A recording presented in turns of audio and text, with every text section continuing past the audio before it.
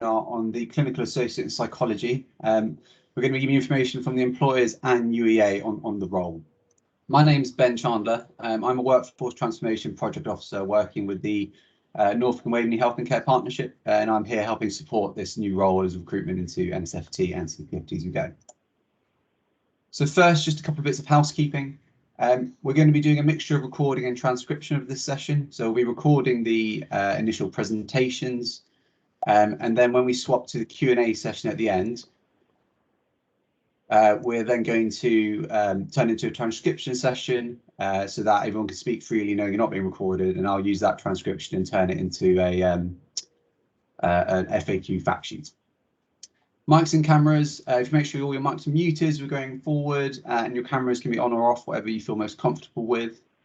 And then for the Q&A session that we'll get to the end, if you have a question, if you could hit the raise hand button, I'll then call on you. If you could start with who your question is directing at, as in which organisation, and then ask your question, and we'll move it forward like that.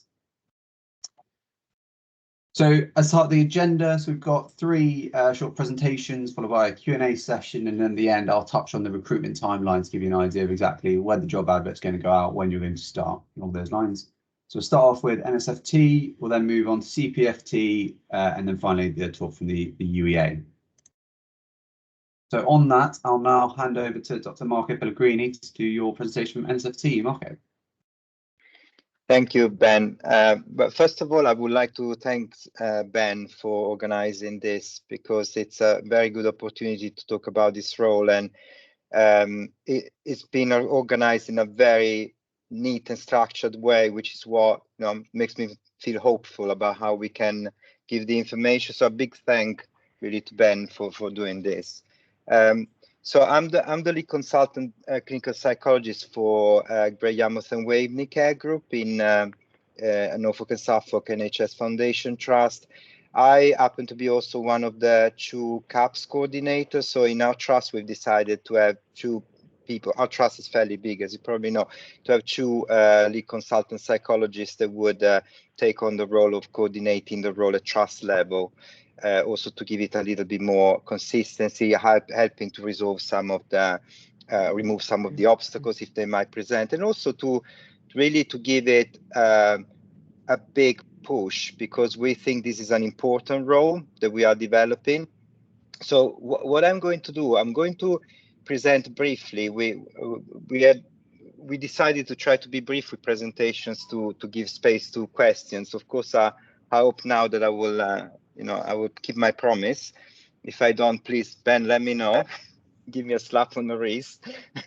And I'll try also to say something at the beginning about the role more in general, but my colleagues will step in if I'm not covering everything, because we really would like to give you a very good picture about what the opportunities are about this role, so that you leave this workshop today, this webinar today, thinking I have a very good understanding of what the role might look like, what the opportunities are for me, and how it can help with developing my career further or else. So I'll share the screen now, where I can share a brief presentation. It's always anxiety provoking when you do this, because you never know what's going to happen. Okay, so, all right, so it went better than I thought. So can you all see the screen? I'll probably try to put into slideshow, because I think it might be slightly better. Okay, so as I was saying, I'll try to speak more from a Norfolk and Suffolk perspective. I'll also give a flavor about the role more in general, really. And so this is a new role in psychology, ! Because we are all very hopeful about this role. I'm sure that Paul will say more about that later on when he will talk more from the academics perspective. But this role has been already tried and tested in some parts of the country, and also it's been thought through very carefully. And it comes from a recognized gap in the psychology workforce and professions, in terms of having a big gap between the assistant psychologist level and the qualified psychologist level. And so we end up with people that want to develop more experience or already have more experience and want to build a career that doesn't necessarily translate into apply to one of the doctoral courses. So it's been thought that this could become a very important opportunity for people to have proper career development. And in terms of what this role is meant to achieve, from my understanding, as I said, it's about career and career progression opportunities. It's also about increasing the capacity for psychologically informed care. We know from all the national guidelines and documents that are setting the direction for future services, like the long-term plan. We all know that psychological care, psychologically informed care, is going to represent one of the main components, really, of health and mental health care for the future. So this is also a way for increasing that capacity, because at the moment, as I was saying, we have a situation that is very much divided between a pre-qualification and post-qualification provision of workforce. We are thinking, especially in NSFT, but there are variations across the board, of course, and we know other trusts have different interpretations as well, as it is appropriate, to train a workforce that is able to work with the moderate to severe levels of complexity in mental health. We also would like to achieve enhancing the MDT work, because that's another key component for working in a recovery-focused way and in a person-centered way.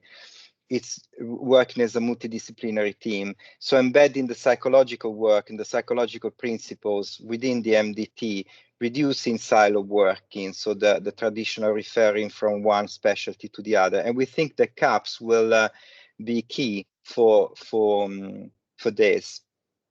We also would like to enhance the offer for psychologically informed care to service users that is based on needs rather than diagnosis necessarily. I mean, the two can go hand in hand, but we would like this workforce to contribute to the agenda of having services that are based on the needs of the service users, so that are really recovery focused from that point of view.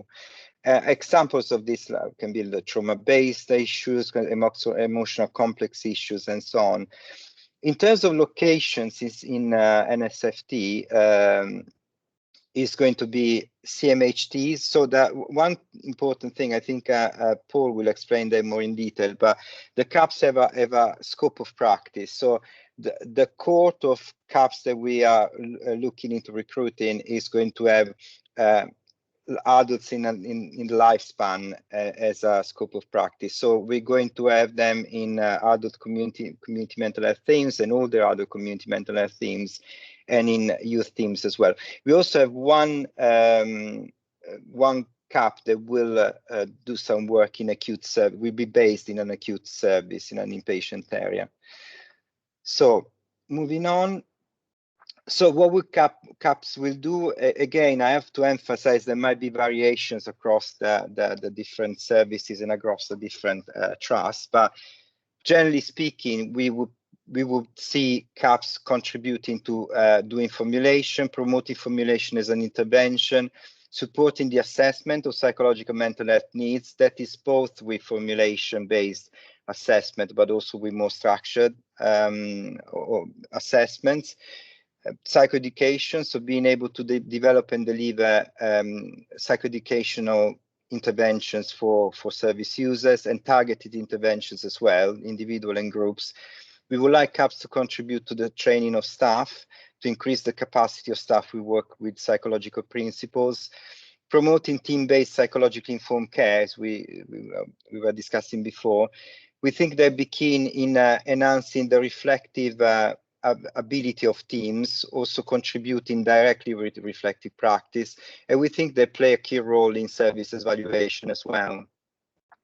So in a breakdown in NSFT, we're going to have 3 CAPS in West Suffolk, and 4 in East Suffolk. In Suffolk, they're working with this model called enhanced recovery teams, which basically means that they have defined clinical intervention in a specified clinical pathway, which is based on needs typing. I can answer questions on needs typing if you wish later. In West and South Norfolk, we will have 2 in the adult CMHT, 1 in the inpatient areas, I was saying, sorry, and 2 in the older people at CMHT.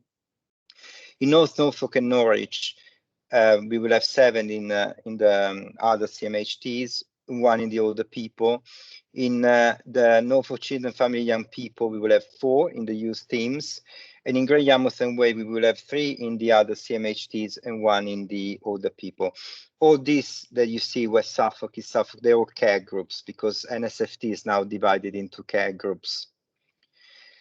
How will CAPS be managed, supervised? We gave a lot of thought about this because we want people to start this road to feel properly supported, having somewhere to go to, having clarity about that, but also being able to oversee the development of this road properly. So what we have come up with is this kind of structure. So the CAPS will be managed and supervised by a clinical psychologist, an 8A, who is supervised by a principal clinical psychologist, 8B. There might be slight variations with this. You might have a CAP that is supervised directly from principal psychologist level.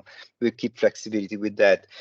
But what's also important is that the psychologists that are helping with developing these roles and supervising will also be supported in each care group by either a consultant clinical psychologist or a lead consultant clinical psychologist that will provide the overall clinical leadership and clinical governance to the role.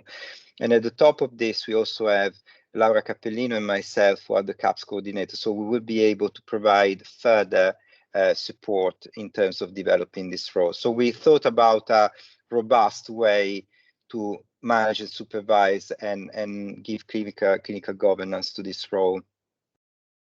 So that's it for me. And I'll hand it over to Ben. That's great. Thank you very much, Marco. We'll now hand over to Melanie and Laura to do a piece from CPFT.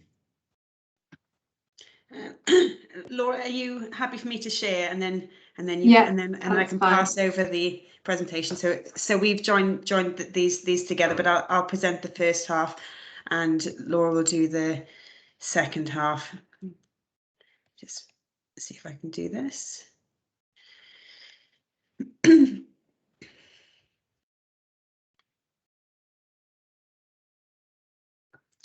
Can you see that? Again, I'll have to do the slideshow thing that you did. Can you all see the presentation? Yes. Great. So I'm going to present this from the CPFT perspective. So these are the CAP roles this year. I know there are some people from CPFT at this webinar who are trying to think about where the CAPs would think it would fit in their services from next year. But this is what we've thought of for this year based on the new course. So Marco's just done a fantastic job in telling us what the CAPs are. When we looked at where this role would fit, we looked a bit at stats and the rationale. So as Marco said, it's trying to bridge a gap because currently there are lots of people. I think there are 12,000 people per year who do an undergraduate psychology degree, 4,000 people apply for a doctorate, 600 people get a place, and there are all these very talented, enthusiastic individuals in the middle who then search for how they can apply their enthusiasm and knowledge to the workforce but haven't nowhere to go. So then we looked at the PWP option and the high intensity therapist option and thought about how this other apprenticeship program would be different, and what we came up with was, I guess, what we understand is the PWP and HIT roles are very much focused on CBT based in IAPT, and often the assessments that people do in those services ask the question, is this person suitable for this type of intervention? So it's more of a screening than a formulation. One of the remits that I had about 18 months ago was to think of how we developed a new service and what the role, what the new CAPS role could do that perhaps wasn't being done by other professionals that psychologists normally do, that we could train them in 1 year. And what we focused on, as Marcus said, was as Marco said, was just a really thorough formulation. So rather than just asking the question, is this person suitable for this service, it's training people to be able to think, when you meet a person, what are the difficulties, what's caused them in the first place, what's keeping them going, what does this person need, and what order, and how can we plan a phased approach to treatment that meets their needs, and give the rest of the organisation this understanding from the beginning. So that's what we've focused on. So we've focused on developing interventions that help to be able to create interventions that give a phased approach, but also a real focus on asking that question at the point of assessment and training the people who are currently in the service to do that. So what we've set up is a service that will have CAPS in doing that role, but are currently, that those places are currently filled by assistant psychologists who we've been training up to do a similar thing. But that is what the role is focused on. So the CAPS in CPFT, and I don't include eating disorders, are all focused. There's six places in one service. That's the psychological skills service. So this service was set up last year, aiming to provide psychological interventions that address current gaps in service provision. So when we looked at gaps, so the gap between primary and secondary care, there were gaps for people with complex trauma, people with ASD, people with medically unexplainable symptoms, and people who just didn't quite meet the threshold for other services, but needed an intervention. So the course, it says course, but what I mean is service was funded as part of the Exemplar project. So Peterborough got funding from NHS England to develop services that were more streamlined and joined up, and this was part of it. The service that the CAP trainees stroke CAPS will be part of is almost purely psychology driven. We've just employed a new team manager who's an OT by profession, but everyone else in the service at the moment is a psychologist. So we have an 8B, so we have myself leading it, an 8B who's part-time, a full-time 8A, 6 trainee CAPS, and then we're also employing 4 psychologically informed support workers who will back up some of the interventions.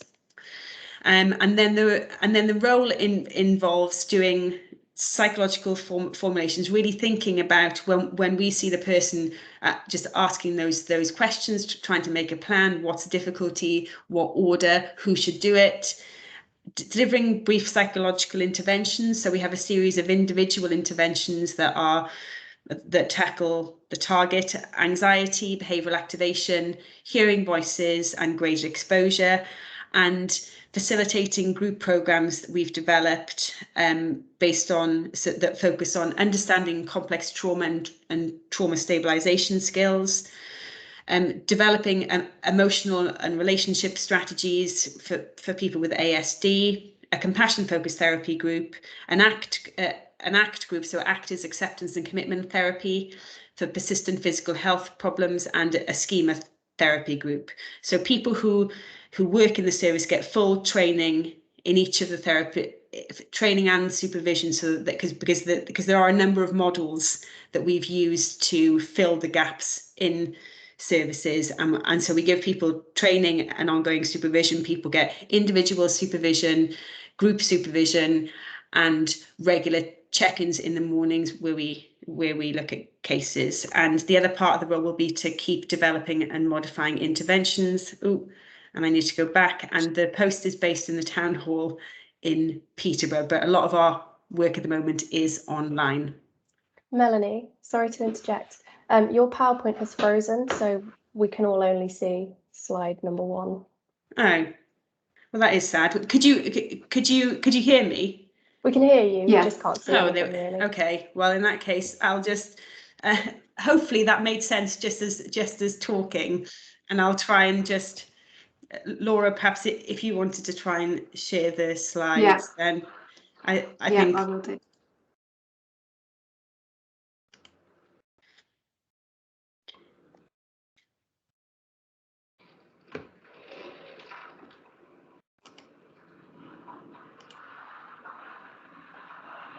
Is that visible, Mel, as a slideshow? Yeah, I mean, I am had a wonderful read of my own slides, so I can send them through. Yes, that does read. It was very clear, Mel, what you said. Thank you. Yes. So I'll just briefly talk about the CAP service with the Norfolk Community Eating Disorders Service. We're really lucky to be having 3 CAPs join us. Who we are, we're a specialist eating disorders team based in the community, and we cover the whole of Norfolk bar Great Yarmouth, and I think that's just a historical thing. We're a growing MDT, so we've got a consultant psychiatrist, consultant psychologist, a team leader, a clinical psychologist, family therapist, some therapists, clinical nurse specialists, freed champion, dietetics, assistant psychs, carer support worker, and some support workers. So we're quite a busy team, and we will be growing and recruiting more people currently into an intensive community support team. We're a largely therapy-driven team because that's the sort of evidence base for eating disorders. So it's quite a really good placement to join in terms of developing psychology knowledge and its application. Just thinking about what your role would involve with us, building on assessment skills really, and as already has been talked about, developing your formulation skills to try and make sense of how people's eating disorders have developed, and particularly the nuances between whether it's an eating disorder or disordered eating as a result of something else. And I think over time that becomes much clearer. Carrying out your own individual supervised therapy work and also co-facilitating our therapy groups. We've got a growing range of therapies that we offer, including a 10-session CBT called CBTT, CBT for eating disorders. Excuse me, my screen has locked.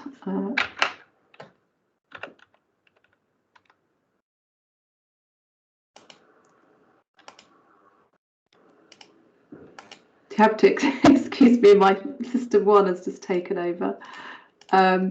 CBTE, a specialist supportive clinical management with an evidence-based therapy for anorexia, mentalization-based therapy, family therapy, and emotional enhancement therapy for anorexia. We're later this year going to be trained in Mantra, which hopefully you would be part of. So that's another evidence-based treatment for anorexia. And we're also part of the Freed site, which is the early intervention for eating disorders for people who have had an eating disorder for less than 3 years, which is really in line with guidance on picking up on eating disorders as soon as possible. You'd receive weekly supervisions and also be part of the team supervisions and reflective practice. And we'd encourage contributing to our MDT meetings as much as possible. And I think at the end of the therapy, the sort of working with us, you would gain quite a sort of in-depth specialist knowledge of eating disorders. And you didn't see Mel's quite good slide of her map where she's based in Peterborough, and I wasn't able to quite mirror that. But we're currently above a GP surgery in Sprowston in Norwich.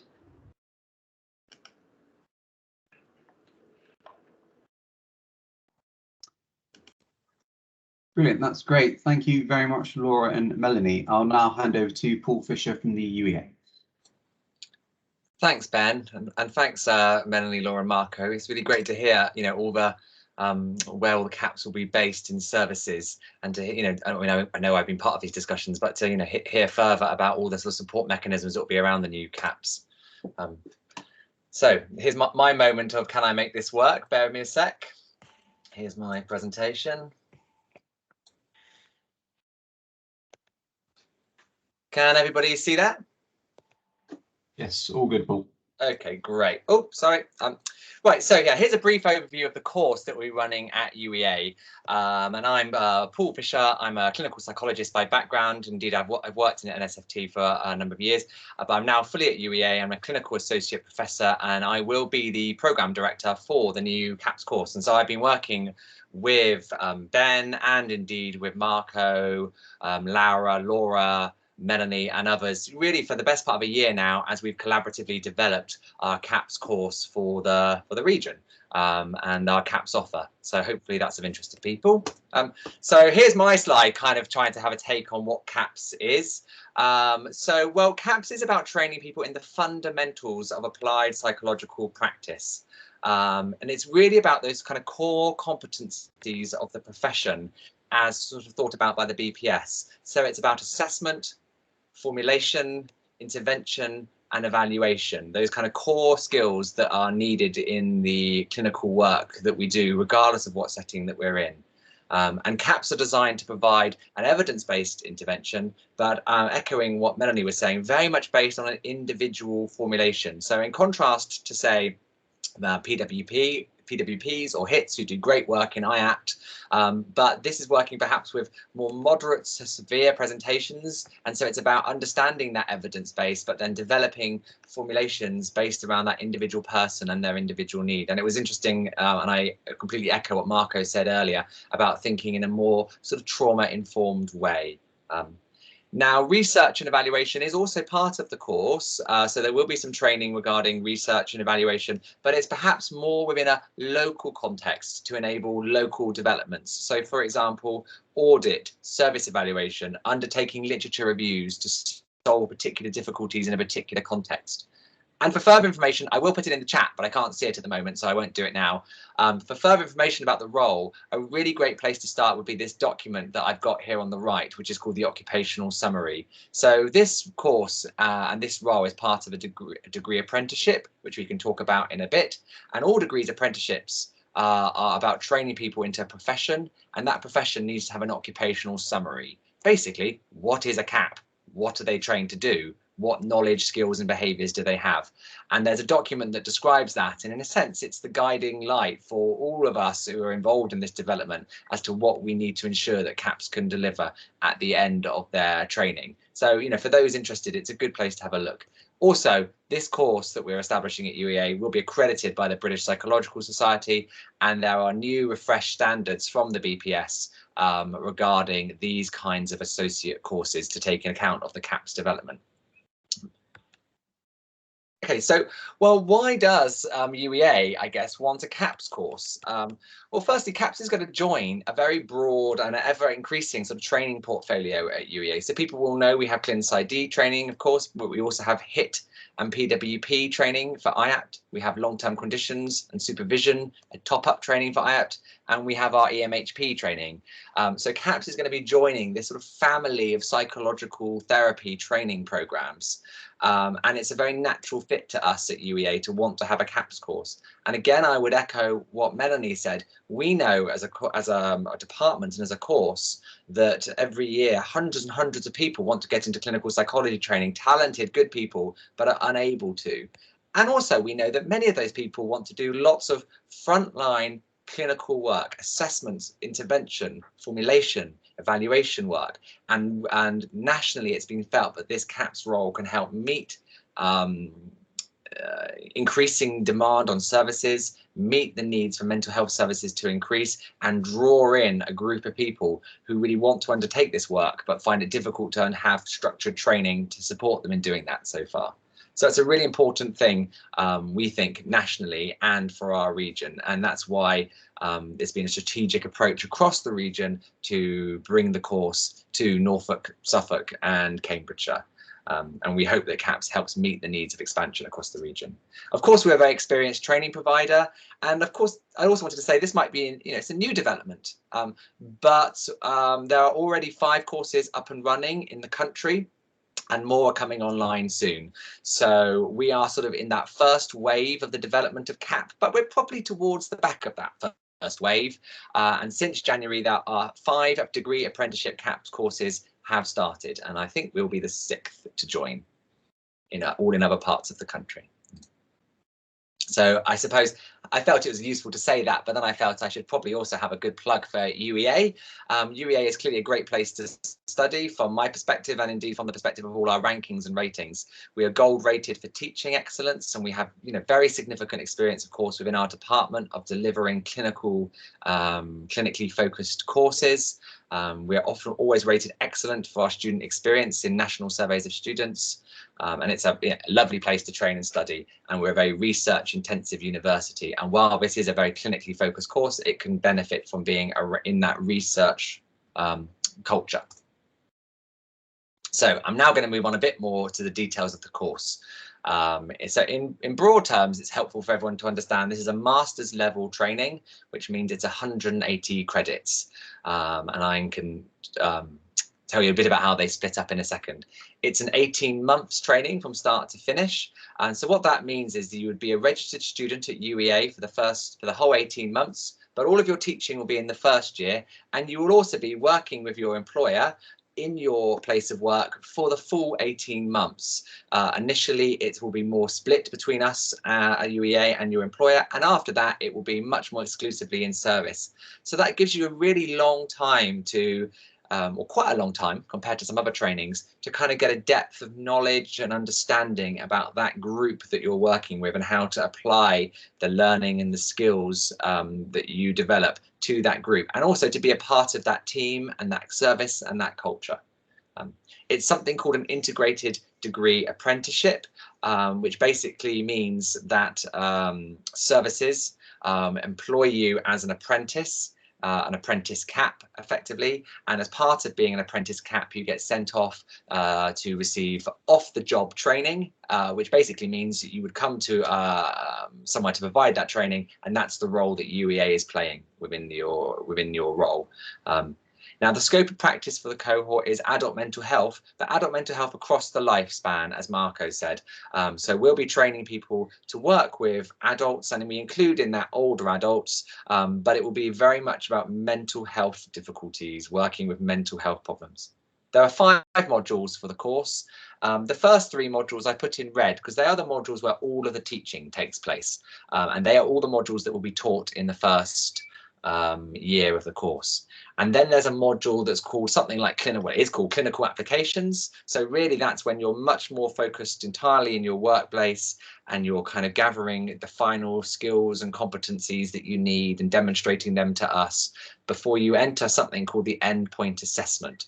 And that is a particular part. I'll talk a bit more about that in a second, but that's a particular part of all degree apprenticeship schemes where you have to undertake an endpoint assessment right at the end of your apprenticeship. And if you pass that endpoint assessment, you pass the apprenticeship and you receive your 180 credits in your master's. Just in terms of those 180 credits, it's 40 credits for each of the first 4 modules. So the fundamentals of practice, engagement and assessment, evidence-based formulation and intervention, evidence-based practice, research and evaluation to affect change, and clinical applications are all 40 credits long. And then that saves 20 credits for that last piece of assessment. So as I said, all the teaching is going to be in the first year of the course. It's probably going to be 73 days, believe it or not. We've calculated it to be because there's about 24 days for those first 3 modules, and we put an extra day in as induction. It will work that there will be mini blocks. I think there's 2 or 3 of them across the year where you'd come in for a week of slightly more intensive knowledge and development. And then about 2 days per week outside of that, likely Mondays and Tuesdays, you would come to us for teaching. And then there'll be about half a day a week for study time. Probably we'll do that. We still need to discuss that with services, but I imagine we might do that every other week. People get 1 day, but we will discuss that with services and think about what's best for the trainees, learners. So, and when you're not with us, you will be on your placement. We will be stopping for Easter holidays and summer holidays, so we won't be entirely following UEA term times because we're going to be starting in December, which is a slightly strange time of year to start, but works well for us as a system to get these roles up and running. But we will be broadly following term times, and we'll be able to provide all teaching dates before the course starts.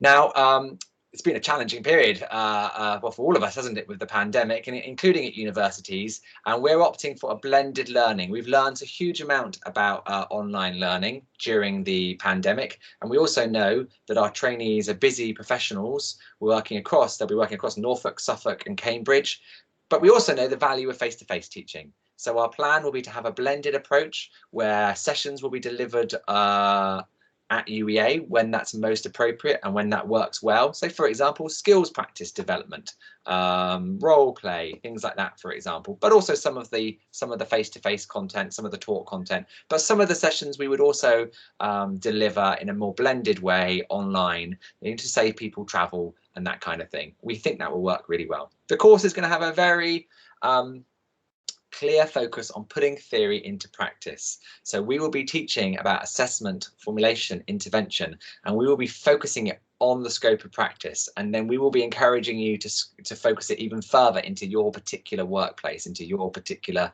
setting with the clients that you are particularly working with. And we have some ideas about how we'll do that. And then I suppose I'm mainly focusing on the first year, aren't I? So in the final 6 months of the course, you are almost full-time on working with your employer, doing the clinical work, putting into practice all that you've been learning, and indeed additional learning that's come from them during the time. Okay, I'm going to move on and think a little bit about assessment.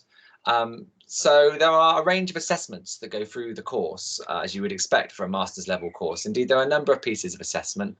I decided not to go into each and every one in detail because I thought that would be rather dry and unhelpful. But I think what I would like to say in summary is they're very diverse and they're highly clinically relevant assessments. So they have been designed to really help you develop the skills, the knowledge, the behaviours, the competencies that you need, and for us to be able to assess that you have those competencies. For all of the modules, there are formative assessments. That means assessments that are there to develop you, for us to give you feedback, for you to kind of be able to think about your progress, not things that you can pass or not pass. And then there are summative assessments, so things that you need to pass to be able to gain the credits for the module. There are some academic assignments, of course. There are, some things like essays, writing case reports. There's a lot of clinical competencies, so we will have something like an OSCE, a structured observation of clinical practice, and there will be a need for people to submit a little bit of their live work. But there's also a big reflective component to this course, and so reflective skills are also featuring across the assignments, reflections on your performance, reflections on your development. And then finally, throughout all of these assessments, there's a real focus on context and scope of practice, because we know that people will be working in a range of different settings, and we want to support them in helping apply the knowledge and skills from the training into that setting. We're going to be thinking very frequently about encouraging people in the assessment parts of the course, as well as the teaching, to think about their scope of practice. And then finally, there's this thing called the endpoint assessment. Again, after I finish, I'll put the link in the chat. So what the endpoint assessment is, it's nationally set and nationally agreed, and it is you can have a look at it yourself when I send it to you, but in effect it's having a discussion with an external expert that we will bring in about a portfolio that you will produce about your skills and development across the length of the course, and undertaking a series of further OSCEs to demonstrate your competencies.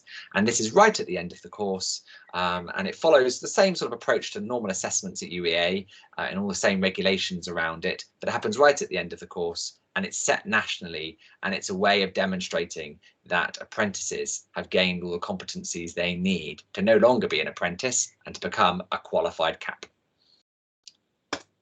Okay, just a couple of slides and then I'm finished. I also wanted to emphasise that there'll be a lot of support for trainees at UEA. We're used to running busy clinical training programs at UEA, and we're used to understanding some of the pressures that places on trainees and on services and systems, and indeed on us.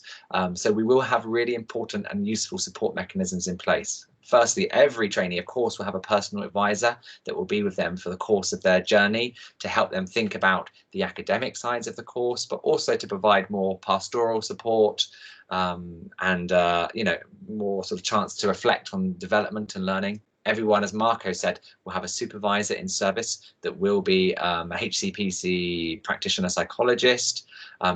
Now, an apprenticeship program has this thing called tripartite meetings. So throughout the course, there will be frequent meetings between yourselves as a CAP, your service representative, your supervisor almost certainly, and your personal advisor to reflect on your development, your skill development and knowledge and your needs. The course will have a focus on well-being, and when we're thinking about well-being in terms of the clients that we work with, and we're thinking about formulation and we're thinking about intervention, we will be also thinking about well-being in terms of ourselves as a professional group, and we'll probably incorporate elements of self-practice, self-reflection or something like that, where we'll be encouraging people to think about some of the interventions that they're learning about and the approaches that they're learning about and how they can apply them to themselves, partly for their own learning and development, but partly for their own well-being and their own support.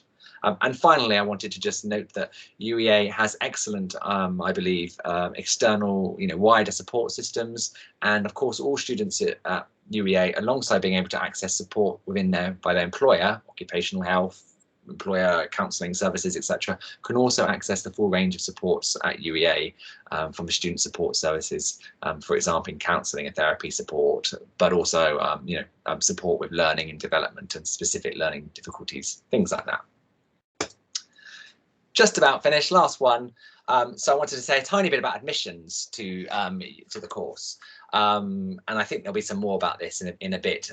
But ultimately, you gain access to this course by gaining employment as a trainee CAP with one of our partner organisations, that being NSFT or CPFT, who you heard from earlier. So when jobs are advertised for the course, they're effectively adverts for the job and for the course at the same time, and that means that all interviews and all recruitment decisions will be made jointly, and they'll be made based on the job descriptions and the person specifications that will go out as part of the recruitment process. But some basic things I wanted to note from the UEA side: all applicants will need to have a second-class honours degree and graduate basis for chartership with the BPS. Now that can be a 2-1 or a 2-2 or a first indeed, but we will be accepting candidates with 2-2s if they meet all the other criteria of the post. But you will need to have that graduate basis for chartership. And lastly, all candidates for apprenticeship programs, any apprenticeship program anywhere in the country, need to be able to demonstrate that they have level 2, that's GCSE C and above English and Maths qualifications, and people need to be able to demonstrate that. So there are other, if you do not have those qualifications, there are other ways of demonstrating it, but so there are little courses that people can do to demonstrate that they have the skills, that they have that level of English and Maths qualification, but you do need to have that. And that, I think we can solve in most of these problems, but it's just worth noting that can be a challenge at times. So for example, if someone gained their qualifications, like let's say they went to school abroad, not in an English language school, so they did all of their qualifications, I don't know, in Spanish, for example, but then they got a TEFL and then they did an English language degree here in the UK, they still might not be able to demonstrate that they have that English level 2. So we might require them to quickly do something that enables them to do that, even though they completed an undergraduate degree in English. So clearly they would have those competencies. I just want to stress that it's a kind of national requirement for apprenticeships. All right. It's a rather dour note to end on, apologies. So I'll end on a slightly more positive note here to say that we feel very positively about the CAPS course and the developments it's going to bring to services in the region and to us at UEA, and we're working really, really hard between now and the launch in December to create what should be an innovative, fantastic course with its own flavour, but as part of those families of courses at UEA. We have just set up our first kind of web page, which you can have a little look for some details of the course. It's reasonably slight at this stage, and we also have an email address there that you can go to get more information about the course. Okay, I'm just going to end the show, and thank you very much to everyone. Brilliant. Thank you very much, Paul, and all our speakers this morning. That was really good. What I'll do now is I'm about to end the recording, and the recording will then be available for viewing at a later time, and we'll move on to the